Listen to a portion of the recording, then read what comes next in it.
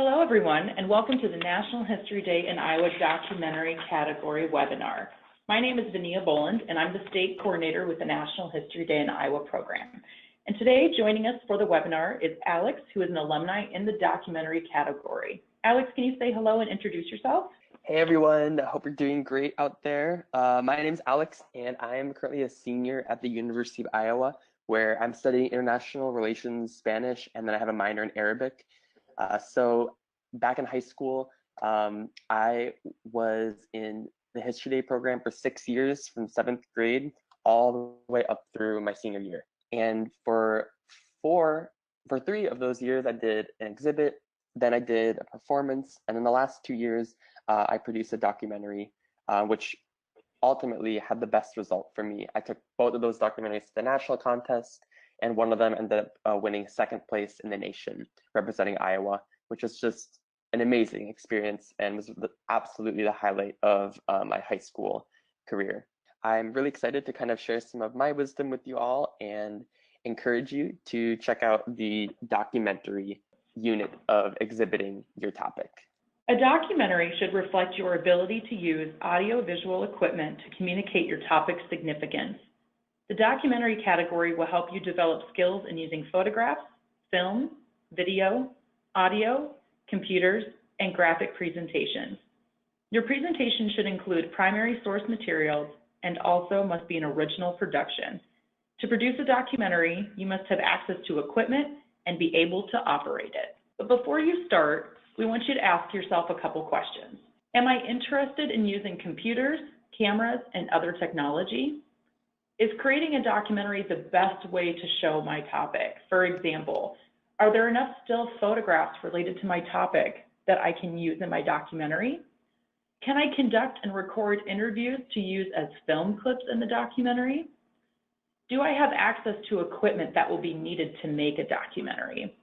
Alex, do you have a couple pieces of advice or suggestions that students should be thinking about before they start building a documentary? I do. I also have some words of inspiration. If you're thinking that you are inept at technology and just don't have a lot of the technological capabilities that you think are important to creating a video. So I will say that both of the times I created a documentary, I was working with bare bones type of technology.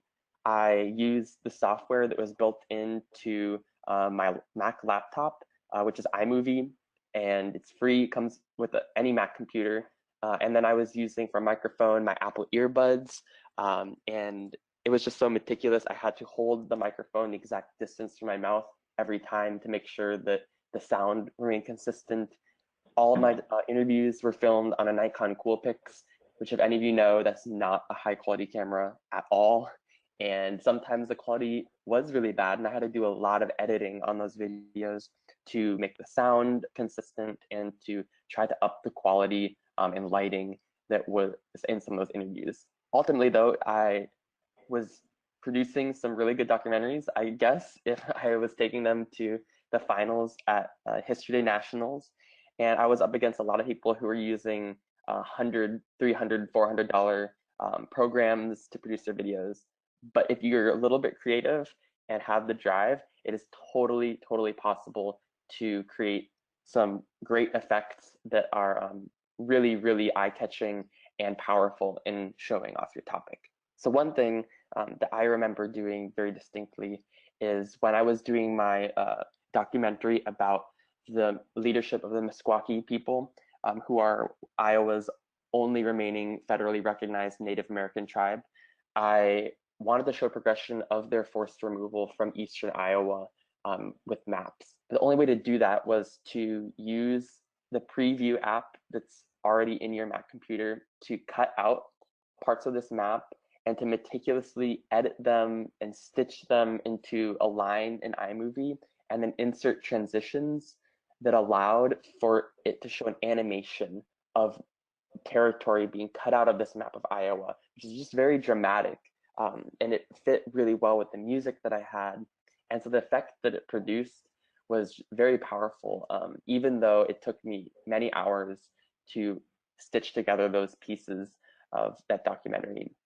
So really, I recommend that if you have some creative ideas, just look up how to do it. On YouTube, there are great tutorials. WikiHow has a lot of great insight on how you can produce effects with iMovie, and then just learn by trial and error. So the second part of that, about if your topic is the right topic for a documentary, I will say that you don't necessarily have to choose a topic that existed or that took place at a time when there were photographs and videos. Luckily, there's a lot of great artwork and archives of artwork out there.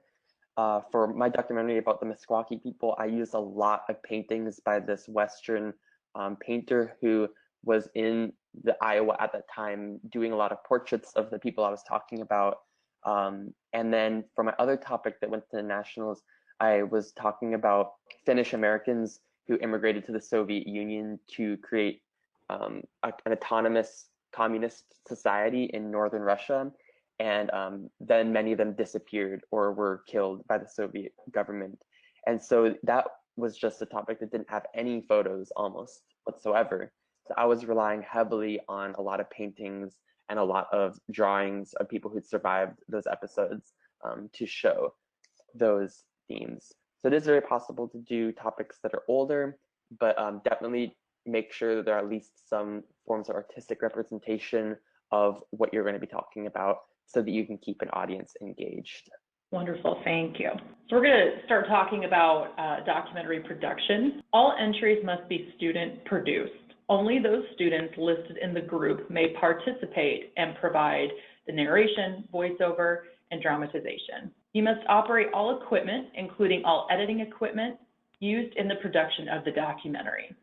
Your entry must be an original production. Using material created by others specifically for your use in the entry is prohibited. So you want to make sure that you're citing all materials that you're using.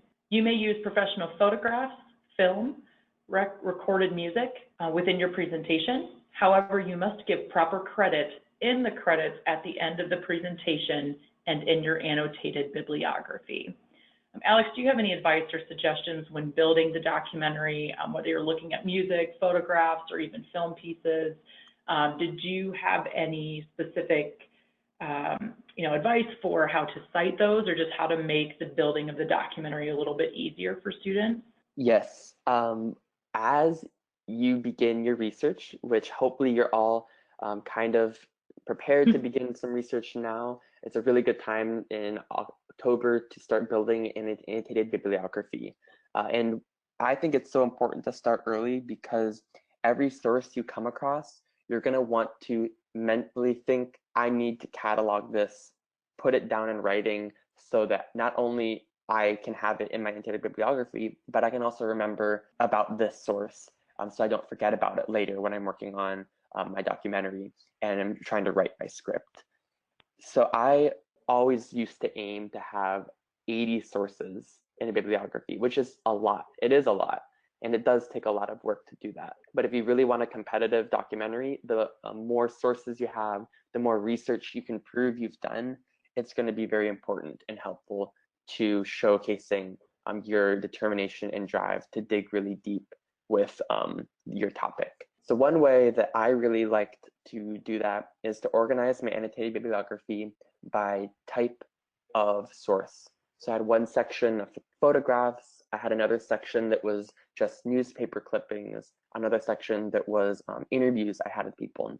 And that really allows judges to go through and say, wow, this person did so many interviews and I can count them right here. Or this person has really, really good archival access. They were getting all of these great film clips that are here, here, and here. And then as far as the making sure that you are giving credit and whatnot, also a reminder that if you wanted to use someone to use their voice in your documentary to express another person speaking, you cannot do that, which is disappointing, but you have to use your own voice. So don't forget about that. You can change your voice if you're trying to read a letter, for example.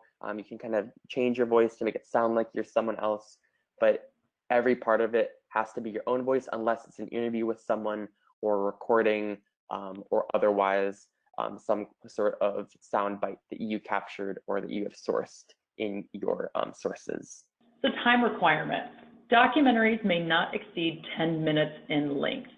You will be allowed 5 minutes to set up and 5 minutes to remove equipment. Timing begins when the first visual image appears and or the first sound is heard. Audio and visual leads will be counted in the time limit. Timing ends when the last visual image or sound of the presentation concludes. So that is also including your end credits.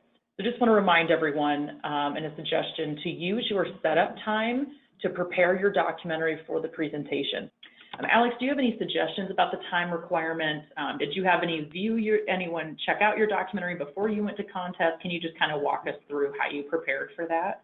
I did have a lot of people look at my documentary. I think I had 3 different teachers at my high school look at my documentary. My National History Day coordinator at my school looked at my documentary a lot.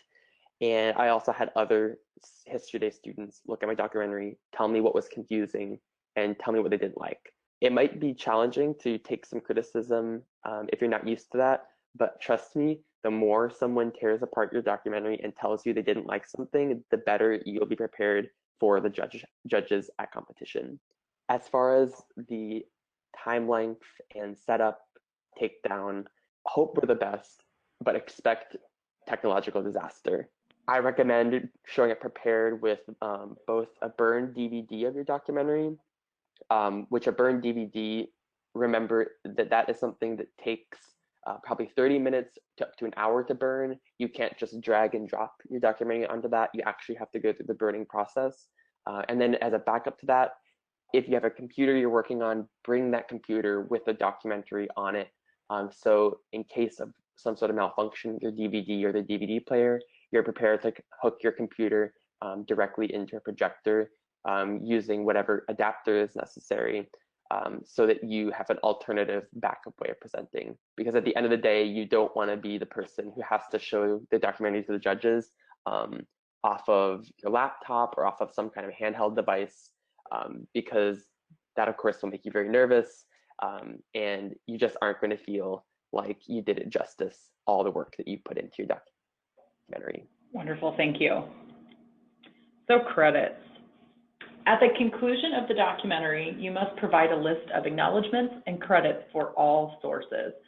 These credits should be brief, not full bibliographic citations, and not annotated. You are not required to credit individual images or video clips while the documentary is playing. That is the purpose of the credits at the end. The list of credits counts towards the 10-minute time limit and should be readable by viewers. Alex, do you have any suggestions for the ending credits? Sure. I really recommend that for conciseness and for the purposes of making sure that everyone can read those credits, do not put every source you have on there. I have seen people do that, and it's like watching The Matrix happen on screen. It just runs by with 100,000 characters, and then it's just done. And then it leaves people thinking, what on earth did I just see? So you really want to make sure that you're choosing specific things that you want to be in the credits. For example, interviews, you want to give credit to the people who helped you those interviews and their title. Secondly, you're going to want to give credit to any archives that you used heavily for videos or photos or paintings, and then any museums that you visited or that helped you by providing you with some resources, working one-on-one with you, between you and a curator to help you produce that. So I recall using, specifically crediting the Meskwaki settlement and their Historical Preservation Society for being very helpful in providing critiques. And then on my project about Finnish Americans, I credited several heritage centers in Michigan and Minnesota. Even though I hadn't visited them in person, I had done a lot of email correspondence with people, with archivists working at those centers that really helped my documentary come out. And then, of course, when you're done with your documentary, you can mail it out to those people. And they will be so gracious to see their name come up in the credits as someone who helped you with that process. Wonderful, thank you. So let's talk a little bit about the required written material. For the documentary category, you're going to need 3 copies of your process paper and 3 copies of your annotated bibliography. The process paper describes these 4 things: how you chose your topic, how you conducted your research, how you selected your presentation category, the documentary category, and created your documentary, how your project relates to the National History Day theme. The annotated bibliography is a list of sources that contributed to your research, and it needs to be organized in primary and secondary sources. Make sure to include sources of all visual, audio material, and oral interviews. And if you have multiple photos, make sure to bundle photos or other materials from the same collection in a single citation. Annotations must explain how the source was used. Alex, I know you touched base a little bit on this in a couple slides earlier, but can you kind of remind students of some suggestions or advice on how to not only start early on the bibliography, but how to stay organized throughout their research? Yes, absolutely. So annotated bibliography, remember for each citation you make, you're going to want to write a little write-up of what that source is about or encompasses and how it helped you. I aim for 4 sentences, maybe 5 sentences, but no more, just because at the end of the day, the judges aren't going to read a half-page citation. Even though it's helpful to you, perhaps, that you're writing out how it helped you, really think about how you want this to come off to the judges. You're going to want it to be organized and to the point. With the process paper, I hated writing process papers. I'm going to be very, very, very honest. It was something I dreaded just because I felt like it was kind of something that I had to do after I'd already finished my documentary, after I'd done my annotated bibliography. But really the best way to go about doing a process paper is about halfway through creating your documentary, kind of pause and think about, remember back to how you chose your topic and what you've done so far with research. So perhaps in February, that would be a good time, or January especially, would be a great time to write that first draft of your process paper and explain your research process up until that point. And that's a working process paper is how I like to imagine it, because really it's something that you're constantly adding on to and editing as your research progresses, as you talk to more people and learn more about your topic, and as your thinking changes also. So really don't have as much dread about writing that process paper. It's not very long, and it can also help you kind of imagine your topic and how it fits in with National History Day's theme, which you can never underestimate enough how important that is, to link it back to the theme and to really hit that home with the judges, because that's a huge part of how you're being scored at the end of the day. So if you have questions on the documentary category research, like I mentioned, feel free to shoot me an email or give me a call. We are here to help you be a success this year. So Alex, do you have any final pieces of advice or suggestions or maybe guidance on the documentary category that you want to share? Yes, my last piece of advice is to have so much fun with your project, because it really is not just a day, it's an experience, it's a journey. And I just so fondly remember going to the special collections at the Davenport Public Library and just doing research, driving to Iowa City to the archives at the Historical Society and researching and visiting the Meskwaki settlement to talk to people, because they really, really love their topic, or their expertise is getting interest from students, from young people who want to learn more. And they're going to be very appreciative to hear that you're working on a project that at the end of the day can be very useful. My documentaries are up on YouTube. You can check them out, I think still through the History Day website. One of them, I believe, is linked as an example documentary. But to this day, I still get emails from people asking me if I can help them locate a relative that was involved in the Finnish American settlement in the Soviet Union. I still get comments on my documentary from people who live at the Meskwaki settlement, who are so happy to see their culture being shared with a wider audience, and getting interest from people who aren't Meskwaki, from other Iowans who are passionate in sharing and valuing Native culture in our state. And so that's just really rewarding to think about that also, that your documentary doesn't have to end when you finish. It can go on and be used by archivists and exist in the wonder web of the internet for many, many years to come.